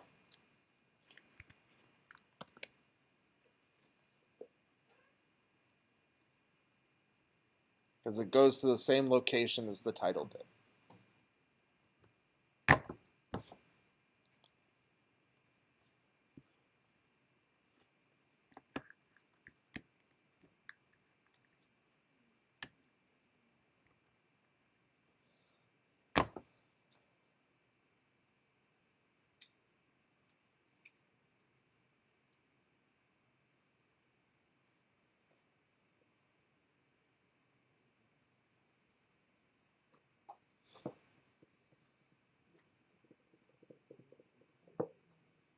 I'm going to copy and put this into Slack, Ken, just in case you did make a mistake.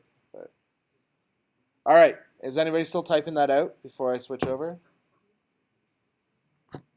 Good? All right. I'll switch over, hit refresh. You should now have a read me button or a read more button. And if you look down on the task on the status bar, that's what this thing at the bottom is called, is the status bar. If you look at the status bar, it should point to show.php $ID equals 1. Okay?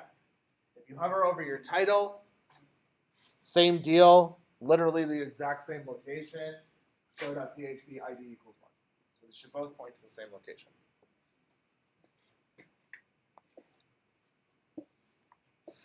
Obviously, if we click it, we get a 404 because we don't have this page, right? We never created the show.php page yet.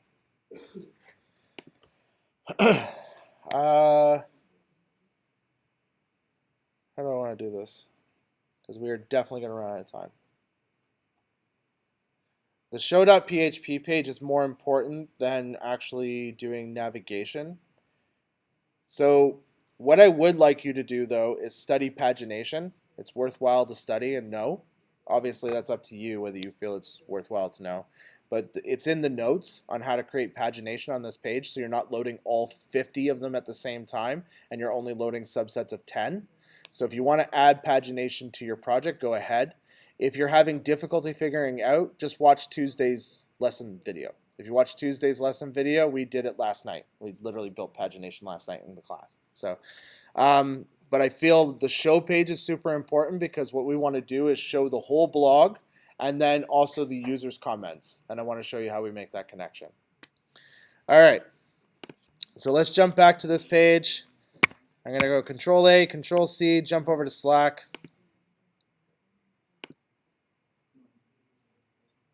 Not create a post, but for some reason I always create a post. There's actually a code option here. What happens when I paste with the code option on? Okay, Control A, code option. I don't know if this is better. Try copying and pasting that and see if that works okay. Maybe that might be better than actually pushing it up. It's definitely not as pretty as when you push it up, but at least it might work a little better.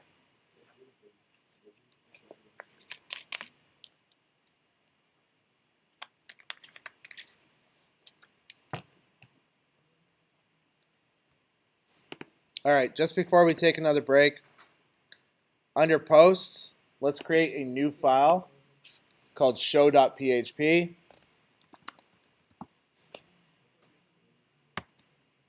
And that will be where our actual posts go to. They're going to go to the show.php.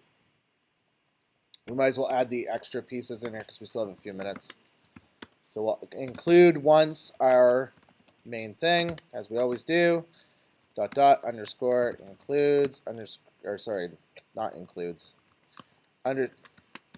config.php. Brain's running away with me. There we go. And then our opening PHP tags, because we're going to do some SQL stuff.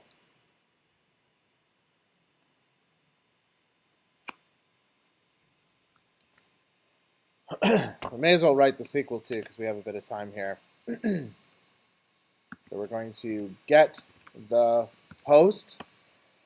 And we're going to do it with actually grabbing the user as well. So we're going to basically write the exact same statement that we wrote on the index page, but with a where clause. That's literally the only difference between the two. So first we need to include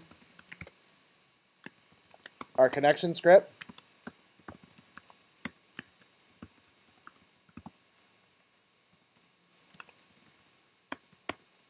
And create our connection. Then we'll write our SQL here. And this one we will have to bind. And the reason why we'll have to bind it is because now we're accepting like a user supplied value, and we can't trust the user. They're just liars. All of them are liars.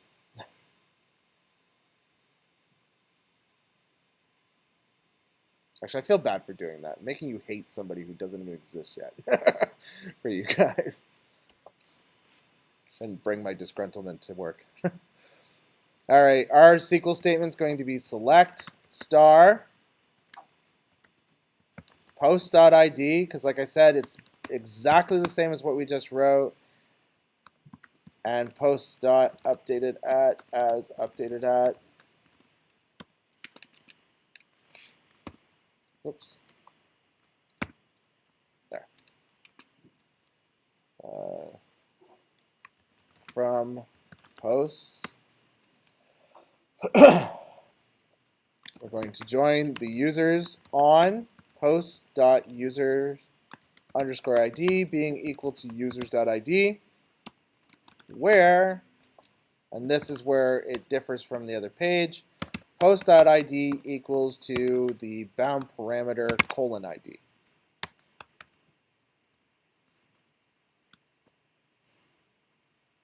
It's kind of a longer select statement.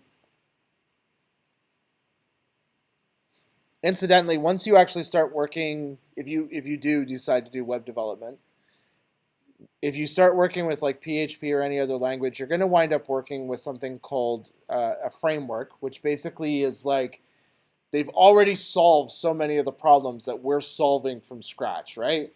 So all this like index, edit, update, create, a lot of those come with things called scaffolders that will build those pages for you immediately. They create these wonderful connections for you. And a lot of them come with something called an ORM. And what an ORM stands for is Object Relational Mapper. Basically what it does is it takes your database and turns it into an object with methods and properties on it. And then what you can do is you can actually use those objects to query the database, add new records to the database, remove records from the database, or even update the database. And it makes it so much easier, however, it will make you lazier. I will say that. But relationships also get defined in the ORM. So when you're doing this kind of joinery and stuff, it actually takes care of that for you. And for example, if I wanted to pull back all of the users related to, if I wanted to pull back all the posts related to a user inside an ORM, I would simply type user dot, well, first I'd find it. So find, provided its ID, dot posts. And that would literally pull back all the posts for the user that was at location 1. So you can see, in comparison, why people love ORMs, because they're so much easier. But again, the sacrifice there is not really understanding what's happening under the hood.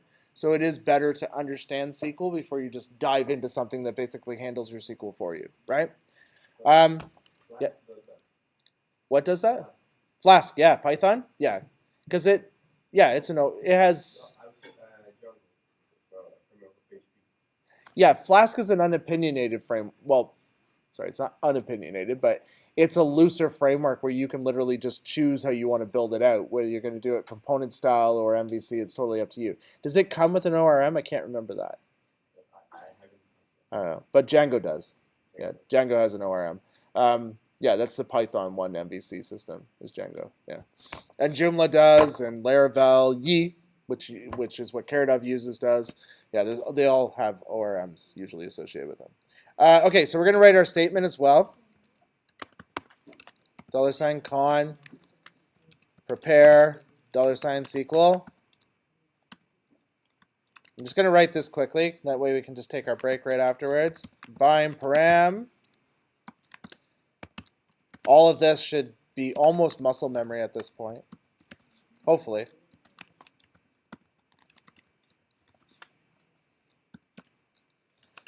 $statement, execute, which will send off our command to SQL, and then return us back a PDO object that we can now say, hey, that thing that we asked for, we want all of them. So statement fetch. So that will fetch our one row that we want. The first row. By the way, you can call a fetch even on the condition that it's not going to return just one row. It's kind of weird, but what fetch actually does is it returns your result set and starts its cursor at the first row and returns that first row. If you were to call statement fetch immediately afterwards, it would actually return the second row. And then if you did it again, you get the third row. And it would keep doing that because it just keeps moving the cursor from row to row to row and returning whatever it is. So when you're out on the internets and you're looking at this type of stuff, what you will see sometimes is a while loop that's iterating over the posts, and it's just calling this over and over and over again. That's how they chose to do it. Fetch all I find a little easier, but some people like to do it this way. I think there's a performance hit with fetch all that doesn't exist with fetch. And for some reason, fetch is just slightly faster. So people do it. Just thought I would share that. You don't have to care about it. It's totally fine. We also want the comments that are associated with this post. And the best part about this is because we already have the post and this data is already guaranteed to be secure, because if it wasn't, this would never execute because it's getting casted as a PDO parameter int anyways. So we have secure data, so we can actually use post, which means we can write a very nice, simple statement. So again, we're going to have to join though, because we're going to join our user. So we're going to do a SQL equals select star comma comments.id as ID and comments.updated No, not updated at. Created at, actually. As created at. So that'll be when the comment was actually created. From comments. If I can spell correctly today. Join users on comments dot user ID equal to users.id.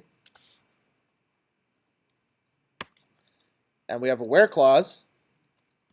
But our where clause, we can actually put the post ID directly into it. So where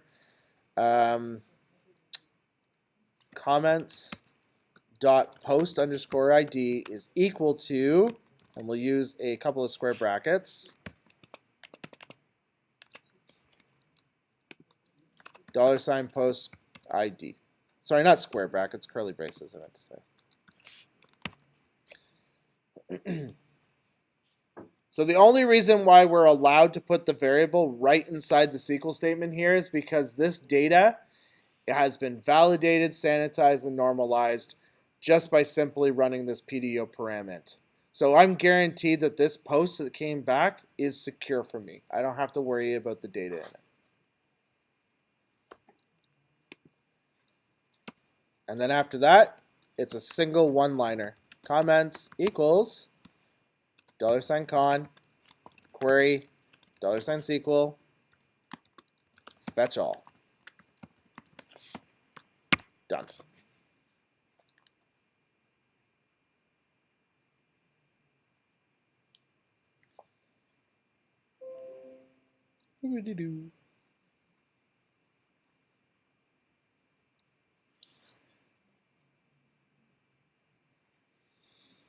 My wife has a Mac. It's from 2012.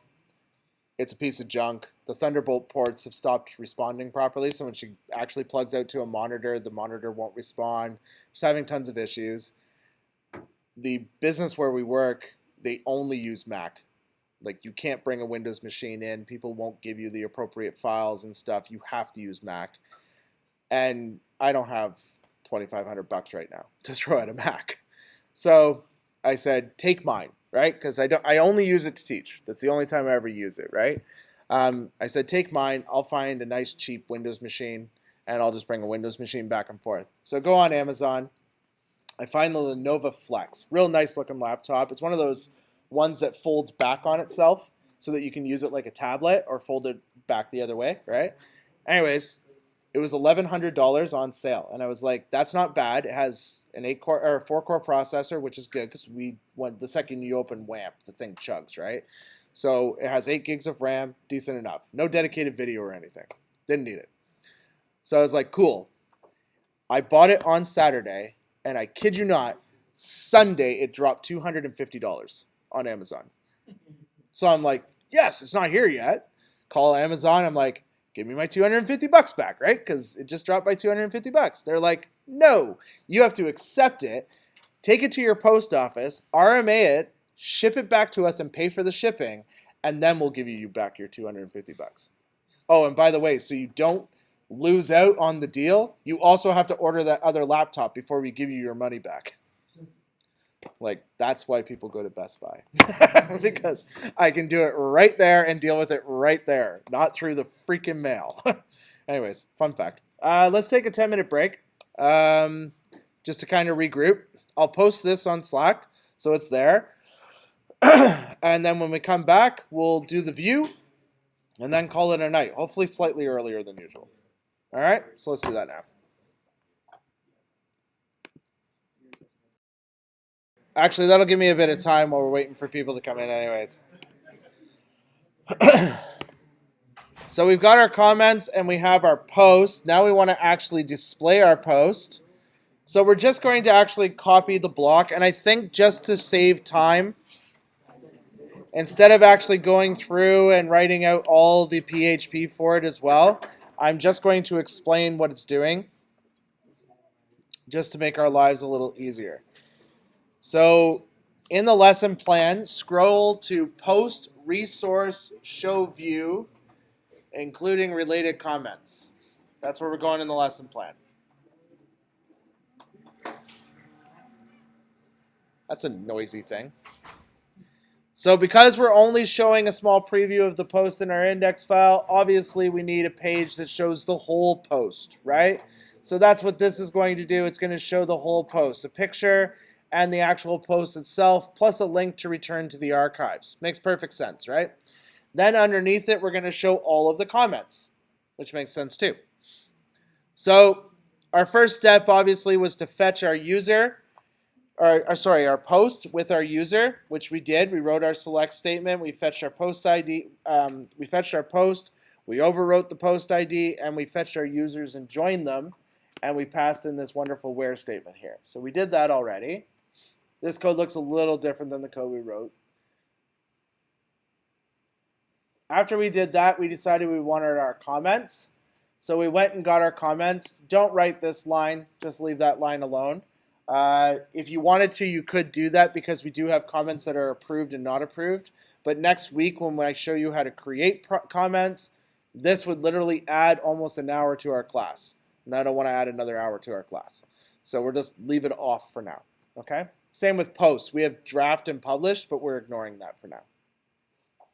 So this will actually fetch all of our comments. And then we will query our SQL, which is this, and we'll fetch all the comments back and store them in a comments variable. Now we're ready to actually display the post. So here's our page that we're going to copy and paste from. So this includes our header, and actually maybe this is a good point to talk about this because we've been doing it for so long. I'm kind of assuming that you understand what's happening with this, right? This actually goes to the partials directory, grabs the header.php, copies the contents from that file, and pastes it into our page right at this point. It doesn't parse the contents, so it won't execute the contents. That's important to understand. It copies and pastes it, and then all of the page, when it's done, will then get parsed and precompiled and then sent back out into HTML. So actually, order of operations happens where these includes happen first. They just immediately happen first, and then once everything's pasted, then it will go through and actually start parsing them out. All right, so we're going to need that. This is just a this is just an HTML5 article class or article tag, right? With a class container, which Bootstrap basically just centers in the center of the screen and adds 2 margins for you immediately. We're adding a margin top to the 5, but I mean, I don't really care about the HTML side of this. I more care about what these things are doing. So this is our post from our select statement, right? So that's this. It's this post that we fetched. When we get the post back, it literally returns back the row with the column names as the keys, which, I mean, how many of you understand that at this point and basically have gotten that concept? Okay, good. So we have our row. This we don't make up. This actually comes from that column key in the table. So when we want the title, all we have to do is name the variable that we put everything in and then say, I want title. Because we did a join, we're able to also grab the first name and last name from the users because that got merged into that row.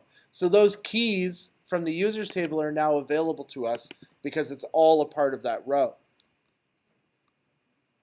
Then down here, we post the content, but this time, obviously, we're not doing a substring, right? Because we want to see the whole thing. Substringing is only a chunk of it.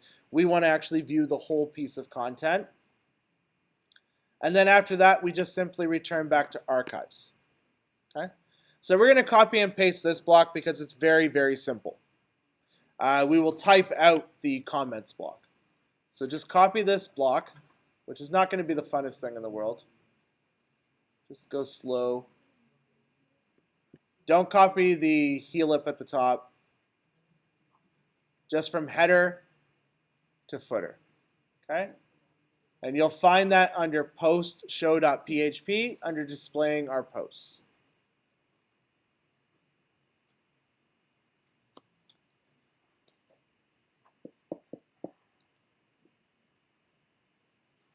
I don't know if it helps at all, but I'll copy it. And I'll also post it into Slack in case you're having difficulty finding it in the lesson plan.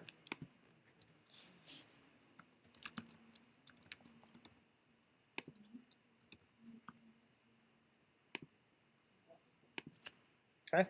Once you have it copied, jump over here, come down here to the closing PHP bracket on line 23, create a couple of lines, okay? And we're going to paste it right there. So just hit Control V, and that will paste the block in for us. So that's below all the PHP code we wrote at the top. I'll even code fold it so you can see. So there's our PHP at the top. Here's where we started our regular PHP for this page. Okay. So once you've pasted that in, all this should be working. If we jump over to our browser, navigate to any one of these just by clicking on the link to it, you should see this page, which is your show.php page. Everything's nicely formatted. We have our user up here. We have the name of the blog. We have the blog itself. And then we also have a return to archives link, which will take you back to this blog section. And you can go and select another one if you want to. And you can see that it changes now based on the ID that was passed. So that's cool. So our next step is to actually display our comments. Our comments are going to go below all of this, and we really only care to display the comments if there are any. If there's no comments, there's no reason to display any. So we're actually going to write this in a totally different section below article. So just add a couple of spaces below article. And we're going to create an HR. So if you're in Visual Code, you can type hr.m-5. So hr.m-5, and then hit tab, and it will create it for you.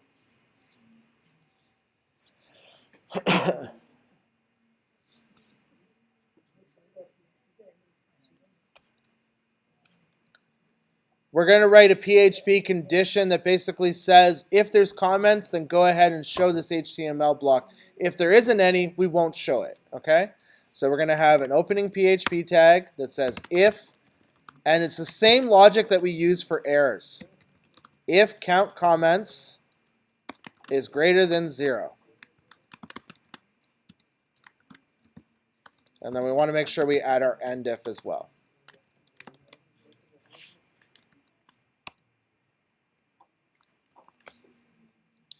So if count comments, so comments is an array, if it contains more elements than 0, then we'll go ahead and show the block. If there's none in it, then we won't show the block.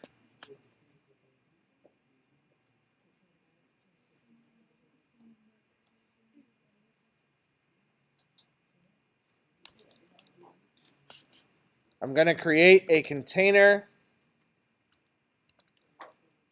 with an ID of comments.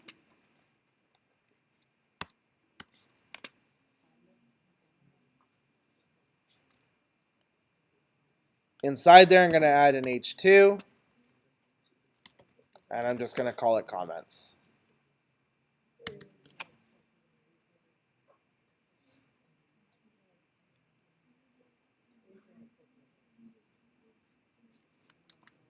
This next bit of HTML is going to get a little bit convoluted. We're going to create a div with a margin top of 5 using the Bootstrap margin top. And then we're going to create a Bootstrap list group. And what that basically is Bootstrap creates a list, and it almost wraps them basically in like a card, kind of.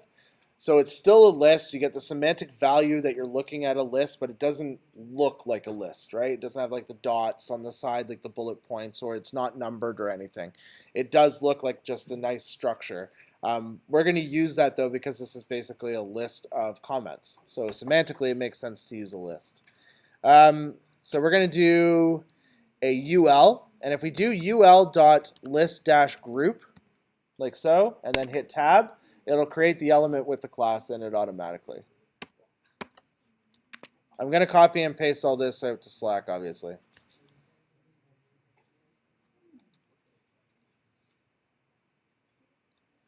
Now we're ready to actually iterate through the comments. So each comment is going to wind up being a list item. So obviously we only need to write that once, right? So we're going to write it inside a loop. So our loop will be a for each, right? So we'll just write out the general structure for it. Like so.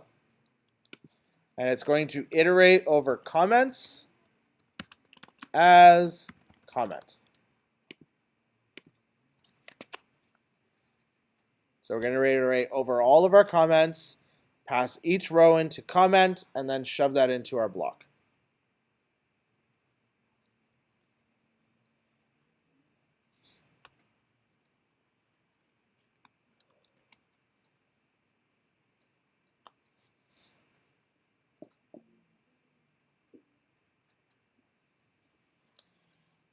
So inside here, we're going to have an li, and the li actually has a class on it as well. So it's li.list-group-item.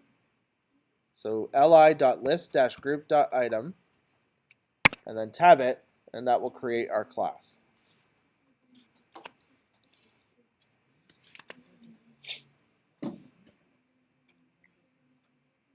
So the first step is to have a title. And we're basically going to put the title, and then we're going to add the user's name that posted the comment.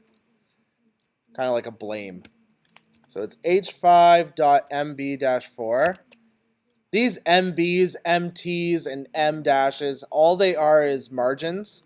So it's margin top, margin bottom, margin right, margin left, and then it's the distance in M's, which is like whatever current font size is in that area. So we'll move that distance. Those are just Bootstrap utilities, which are kind of handy, but can be a little confusing when you're just looking at them. So this is going to have an actual PHP echo statement in it, and we are going to spit out the title.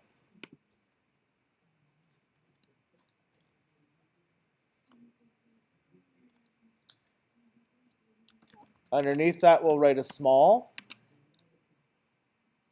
And it's going to be a nice long dash. It will be ampersand MBSP, then ampersand M dash, and then ampersand NBSP.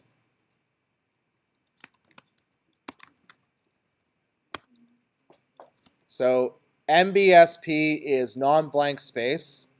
M dash is kind of like a proper dash, and then non-blank space again. Non-blank spaces, basically what they do is they prohibit things from moving to the next line on you accidentally. So that way the dash doesn't move down in a weird way. It just stays in line with the other stuff. So we want comment, first name, and then $sign comment, last name, which is going to carry on the wrap, unfortunately. But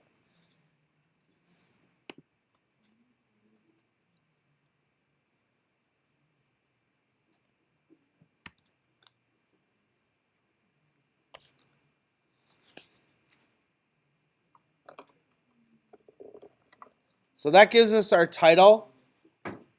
Then I'm going to put an HR just to create a horizontal rule.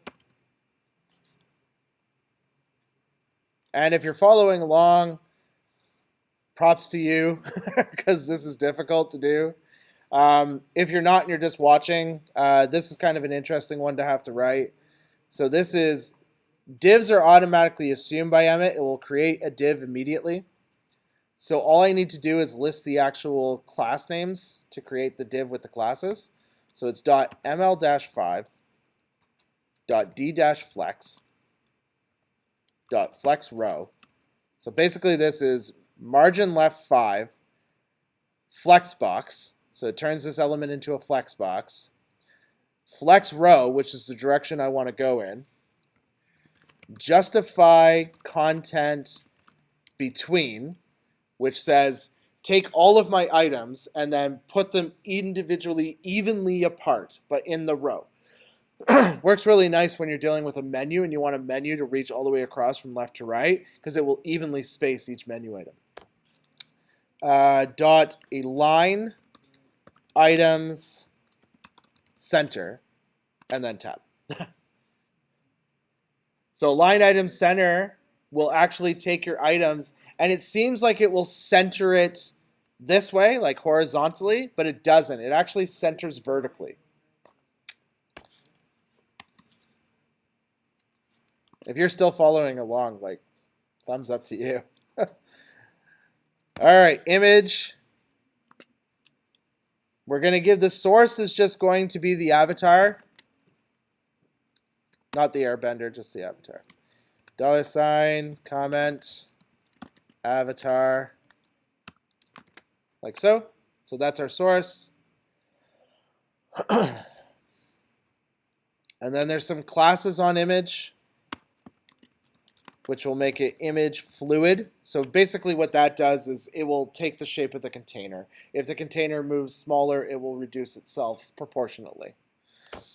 And then also image thumbnail, which basically just wraps a border around it. Oh, and then also MR2 to push whatever's next to it to the right. And then there's some inline styles as well. Right. Next time I teach this class, I'm definitely turning this into a template. So 150 pixels, and then we're going to make it round. Border radius, 150 pixels. So that'll turn the thing into a circle. And my p tag.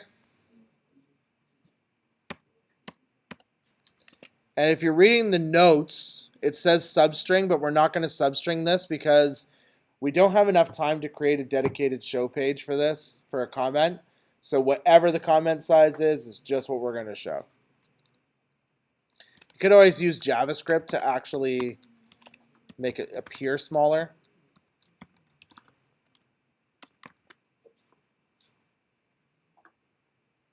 And that's it. That's the last line.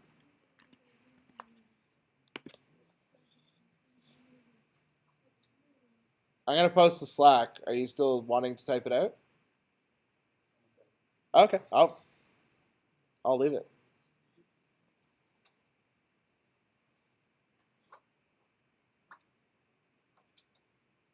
Just out of curiosity, because we don't like get together and talk, but are other instructors like pretty quick at typing?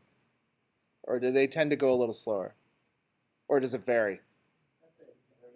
Varies depending on who it is. Have you guys had Rich for anything? Rich Freeman? No.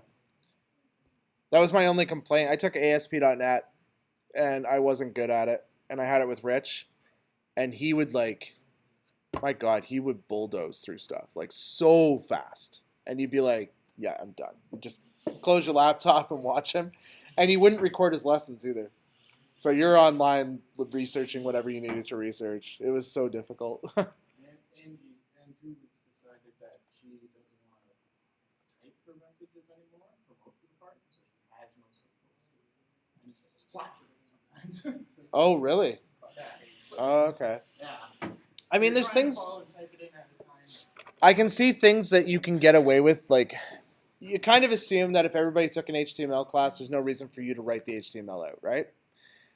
But unfortunately, that's not always true. I've had a lot of students stop me and ask me what the HTML is doing because they don't remember because you had it like 2 semesters ago. So you tend to forget what it was doing or what it was. And then it makes it even trickier when I'm lading in Bootstrap with it because I think that makes it more difficult. So I think I'm teaching this next semester as well, so I think I might actually exclude Bootstrap, provide template HTML that's basic, help kind of get over that one hump. It's a learning process for everybody, unfortunately. All right, so we have the comments in. Are you good? All right, I'm going to copy and paste this to Slack, though, so that anybody who wasn't able to keep up has it.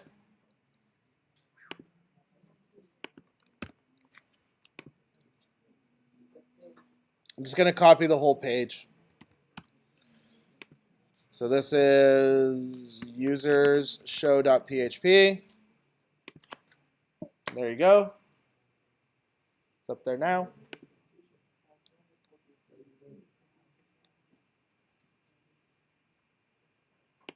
And once you're done with that, if you go to here and hit refresh, you should have a comment section with some goofy looking commenters below it.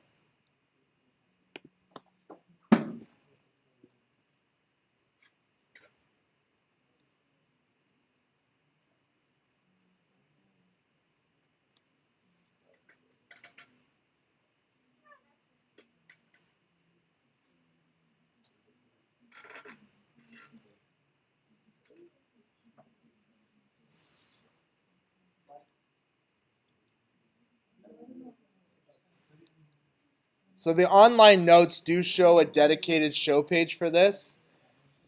In the online notes, I created a comments folder, and I put the show.php in the comments folder, and that was kind of like that parent-child piece where you could actually go see that folder with those resources. It's just tricky to do that within the time frame that we have, unfortunately. So next week, I'm not sure how we're going to do this. I think what I'm going to do is on Saturday, I'm going to record next week's lesson in a nice, like, soundproof, clean environment, right? So that it's easy for you to go through. I'm still going to do the class. I'm still going to teach the same material. The thing I'm afraid of is that we're more than likely definitely not going to get done what we need to get done. But I don't want you to have to wait so long for me to post that lecture. So I'll post the lecture for next week on Saturday. Okay? Class will still be on. You're welcome to show up. And we will still do the same lecture in class. But I will post the class as that lecture because it's the most complex part. But that'll give you all the foundation you need to create parent-child relationships, create, update, delete a CRUD resource. You'll have everything you need to know. Okay? So that's the deal. Any questions about any of this stuff that we learned today? Is it familiar at this point? Like with having done users, does this still feel familiar or does it still feel fairly foreign? Good? Like you find it familiar? It feels like users still? Yeah. Andre, still a little foreign or? Getting better? Okay. Like the one thing that you're battling with is the brand new syntax, and it's really lazy. It's a lazy syntax compared to Java, right? Java's so strict. And I was talking to Connor. He took your course. He took the COPA course. You may have seen him before. He goes to the North OT thing. He's really tall. He's got really long blonde hair, and he looks like a Viking, kind of. Anyways, I mentioned it to him, and he said that when he took the COPA course, PHP was probably the hardest class he took. And he said the reason it was so hard, he's like, the Java IDE, which I guess you guys use NetBeans or Eclipse? NetBeans. He's like, it kind of helps you, like, a lot. He's like, so when you're typing out something, it's like popping up suggestions at you and kind of guiding you through. And if you make a mistake, because it's a compiled language, it tells you exactly what line number on that you made the error, and it jumps you to that line, and it lets you know what you did wrong. And he says because there's that hand-holding there, it makes it a little simpler. He's like, the strictness also helps you because you can easily tell what a variable is because you just go look at it and it tells you exactly what data type it is. Whereas PHP doesn't have any of that. And that makes it a little trickier, I guess. But I will say PHP is not nearly as bad as JavaScript. JavaScript is much, much worse. And it has more to do with the fact that JavaScript isn't a procedurally based language. So every language you guys have worked has been procedurally based, which is it reads line by line. Yes, you have a class and it will jump to a different file, but at the end of the day, it gets all compiled out to assembly and it literally goes line by line by line. So when you put things, the order you put them in, you expect them to execute in the order that you put them in, right? Then you meet asynchronous language, like JavaScript. JavaScript does not work line by line by line. Some things execute on their own time. So you'll put it here, and it will execute way down in the code down here. And you need to be prepared for that and somehow listen to that thing in order for you to deal with it. So JavaScript can be a lot more complex. And if I can give you one good piece of advice between now and your semester of JavaScript, I would definitely recommend going to W3 Schools or Mozilla's developer network and practicing JavaScript so you have a basic understanding of it so it doesn't, kick your ass in 2 semesters from now. All right, because that is probably one of the biggest courses where I have the highest fail rate is that class. So PHP is usually pretty easy. Anyways, that's it. I got nothing else for you today. I'm going to stop this video.